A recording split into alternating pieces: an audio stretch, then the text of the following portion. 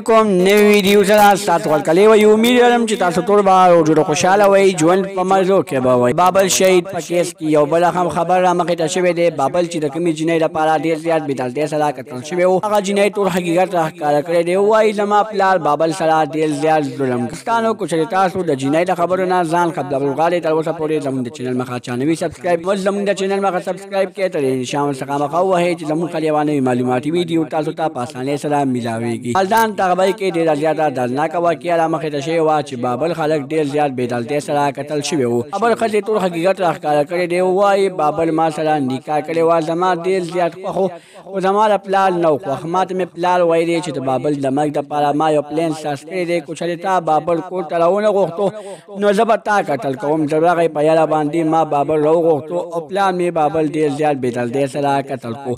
وایي پلار مې بابل سره ډېر زیات ظلم کړی دی. اول یې په کمره کې بند کړی و، نیول روټۍ ورکوله، نیول اوبه ورکولې.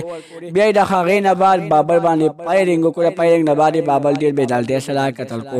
وایي چې د بابل په مخ یې تیزاب د دې په وجه باندې واچول چې دوی ته دا ګمان ونیسي چې دا خپل څښل قتل کړی دی. دوستانو بابل سره خپل څښل ډېر زیات ظلم کړی دی، خو هغه څښل تر اوسه پورې پولیس نه دی ګرفتار کړی.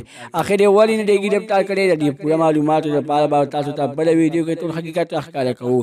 تر اوسه پورې زموږ د چینل مخه چا نه وي سبسکرایب کړی، خو موږ زموږ د چینل مخه سبسکرایب کړئ، تر انشاءالله څخه مخه ووهئ. زموږ خلیوانه معلوماتي ویډیو تاسو ته په اسانۍ سره میلاویږي. والسلام.